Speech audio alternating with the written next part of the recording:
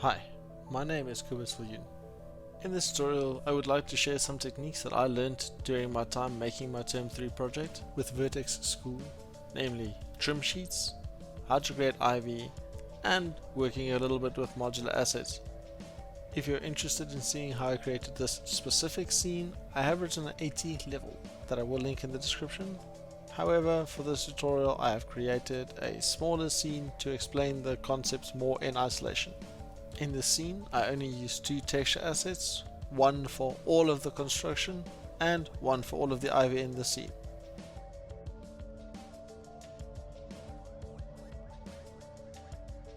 What is a trim sheet? A trim sheet is a singular texture with infinitely repeating horizontal lines where other UVs can be mapped to apply the same texture to multiple objects and multiple shapes. So to plan our trim sheet, we'll be going into Photoshop and we'll be making some horizontal lines just to find out what kind of shapes and what kind of size we want for these trims, some more ornate, some bigger, some smaller details, just to stick with some of the edge variation we'll have in our scene. Here I'm just using basic colors to indicate all of the different sections I'll have, just to make it a bit clearer, as we'll be taking this into Blender afterwards and then modeling on top of this and sculpting all of the needed detail later on. Now I'll save this as an image texture so we can move on to modeling in the next step. Moving into Blender now, I'm going to do my trim blockout, where I'll take my planning for the trim sheet into Blender using an image texture. I'll then model some basic cubes just on top of this, just to get a better idea of what the kind of size of stones I want to use and the amount of stones I want to use. I'll be refining these in the next step. This is just a basic blockout just to help me guide my creative decisions moving forwards.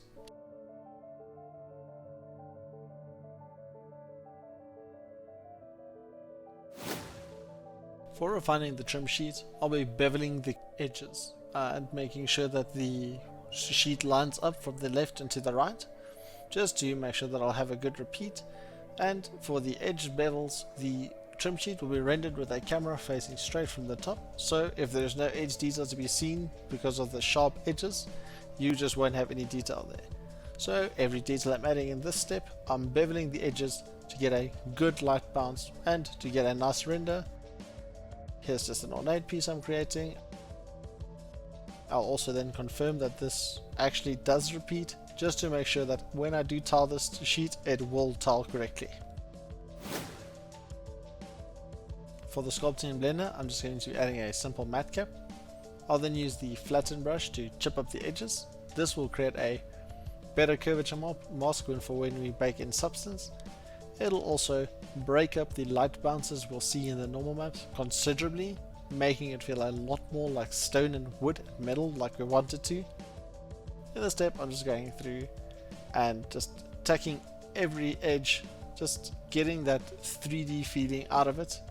And some places, like on the bigger stones, I'll add bigger detail because they will repeat less, so I have more liberty to just go quite wild with them. For these smaller stones, it's just tacking the edge, making sure that there is enough curvature detail for some dirt to lay in. I'm also then lining up the edges again after I sculpted them, so that I don't lose my repeat because I've sculpted on an edge. This will create a stepping effect with every tile you do, so you want to be very careful for touching the edge. After sculpting, I'll be baking this in substance, so I'll be taking the plane I planned with and making that my trim low, and merging all of these sculpted pieces and making that my trim high. I'll then export these separately as trim high and trim low as well, and then importing those into substance in the next step for baking.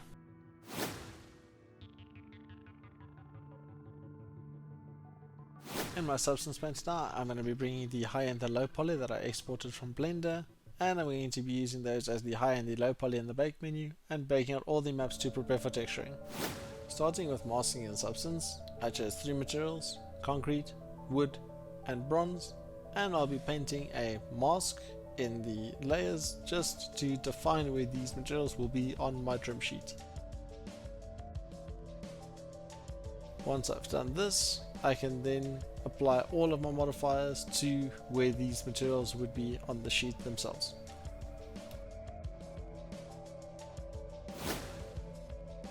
For setup, I'm just going to make groups that use the mask that I masked out in the previous step, and then once I've done this, I'm going to add a color variation to the concrete. For this, I'll just use a leaky grunge and I'll apply a gradient to it. This will allow me to control the white, the grey and the black values on the concrete, and I'll set this to overlay with 10%. After that, I'll add a saturation variation to add some sunspots to the stone. I'll set this to overlay with about 25% opacity. This will just give it a more worn feeling, make it feel like it's been in the sun for a bit. And because the roughness is quite uniform, I'm going to add a roughness variation just to bring out some wetter spots on the stone, just to make it feel like there's been some recent rain.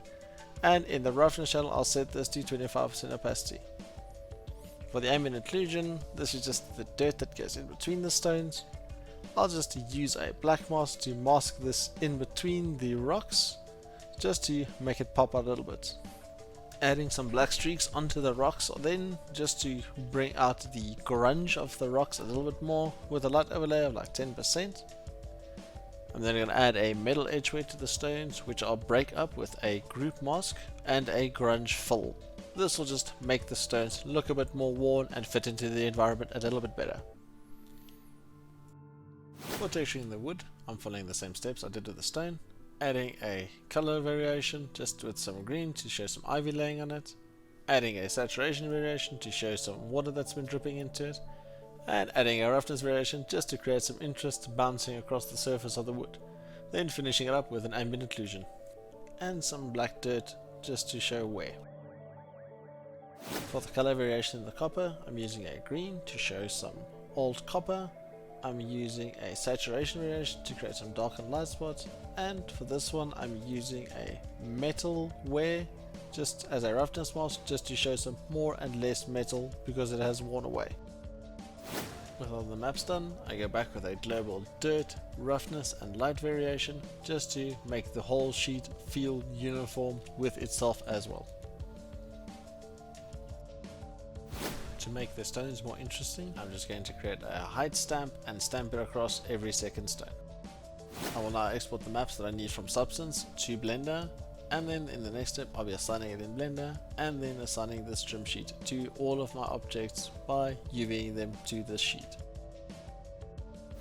Back in Blender now, I will import the maps from Substance and I'll be comparing these to the high poly I sculpted in Blender by putting the plane next to the high poly and assigning all of the maps to it. Once I'm happy with these, I will move on with assigning this to all of the objects in my scene. I'll be using a greybox version of the scene I showed in the beginning. For this, the goal is to get the UV shells straight and assigned on the trim sheet so that they can reference correctly.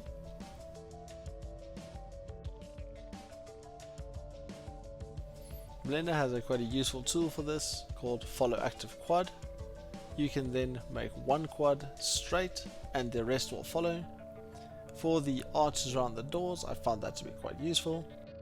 As I'm going, I'm also placing different materials next to each other, placing the wood in the middle next to the walkway, placing the stones to line the middle of the walkway, adding some background detail with some larger stones in the back.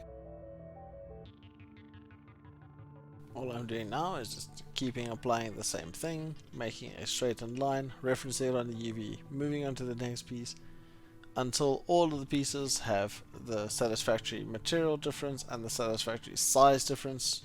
Some parts of the trim are repeated more, some are repeated less, just to create that sense of scale and variation with the same sheet. Because you're using the same texture, you have to get a little creative with where you place things just to make it feel different enough from each other. For Term 3, I had Chico Spans, a vegetation artist at Massive Entertainment, as my mentor.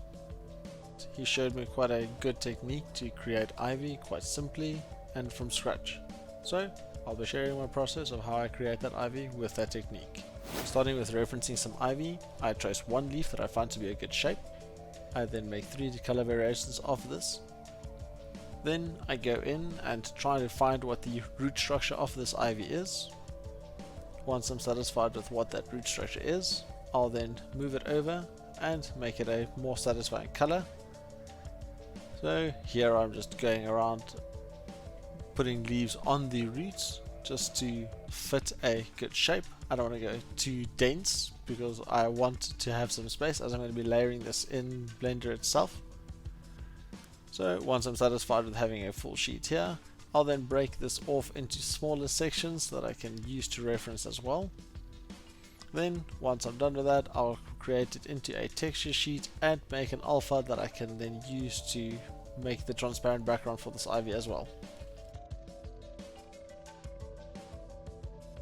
Moving to Blender now, I'm going to import all of my textures, and then I'm going to split them up in Blender so that I can have 4 different versions in polygon form with the closest trim I can possibly have on them. This is a single layer which I'll then use to intersect with the others. To fill out these ivy textures, I duplicate them over each other and intersect these smaller pieces with the larger pieces until I'm satisfied with a medium thickness and density ivy. I'll do this on all of the pieces just so I can reuse them for the assemblies I'll be doing in the next step as well.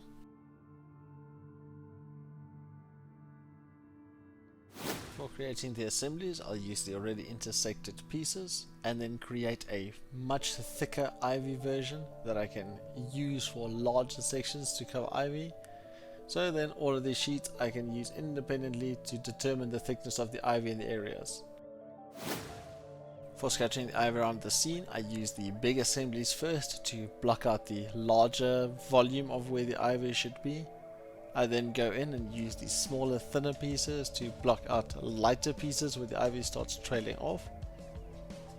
I also take some of the assemblies and push them into the walls to get less leaves or more leaves. I'm also using the elastic deform brush just to push around the ivy leaves a little bit to bend around corners and to fit the shape better that I want. So the feeling I'm going for here is to have some ivy coming out of the portal and running over the center, because I want them to be caught by the light that I want to add in the portal at a later stage. Distributing these ivy, you get to a very good density where you can see what it looks like, and here I'm just going to add more drooping down ivy from the roof to block the portal a little bit more, just to get a more dynamic feeling and to make it feel like the ivy has grown down over the years. And I'm also going to be adding more around the pillar bases. These ivy can intersect through the pillars, it doesn't matter, as long as some of their leaves are showing, you still get the cool effect of it actually protruding through the ground. Going for the high poly leaves, I'll be grabbing a texture atlas from Quixel.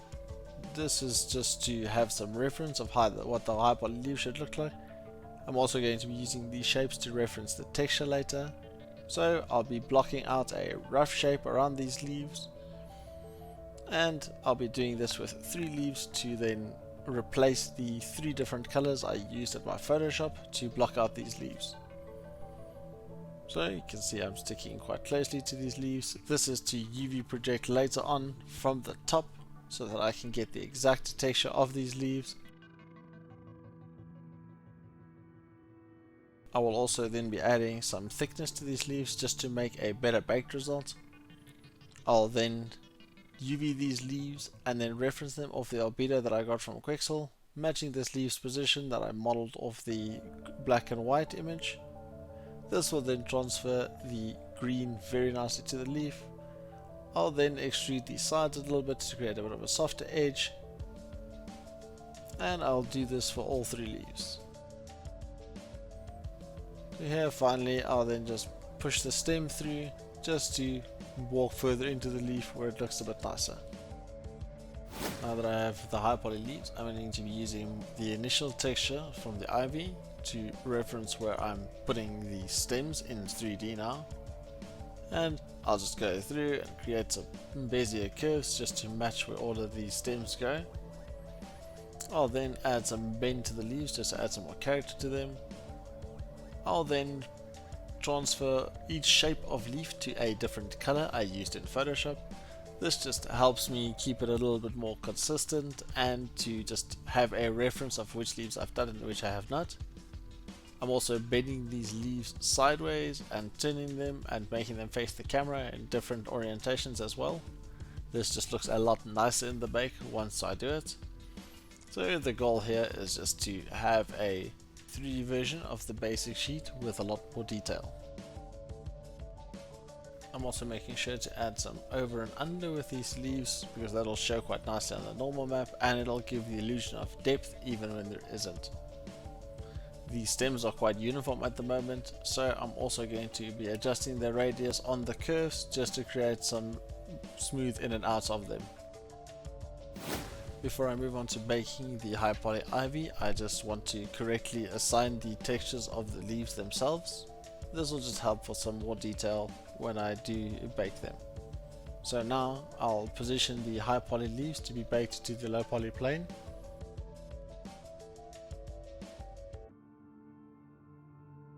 After the bakes the ivy complete, I'll then take the baked maps and apply those over the placeholder ivy I used in the beginning. This will then give me a high poly, high detail ivy exactly where I place the others. Then I don't have to do any corrections after I put the new ivy in.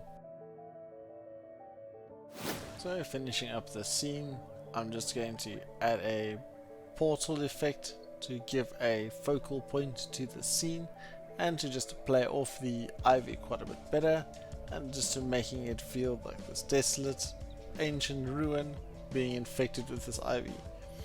I'm also going to create a bottom plate just by using a circular gradient and a quicksand material that I'll just position under the temple, and this will just give it a nice grounding place without feeling like a miniature model. I'll be grabbing a gravel texture from Quixel just to texture the bottom quickly.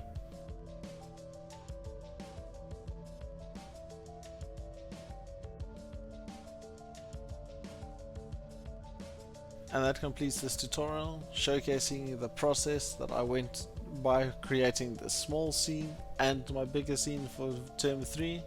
I hope it's been helpful to see the process, and I hope you found some helpful tips in this. Thank you so much for watching.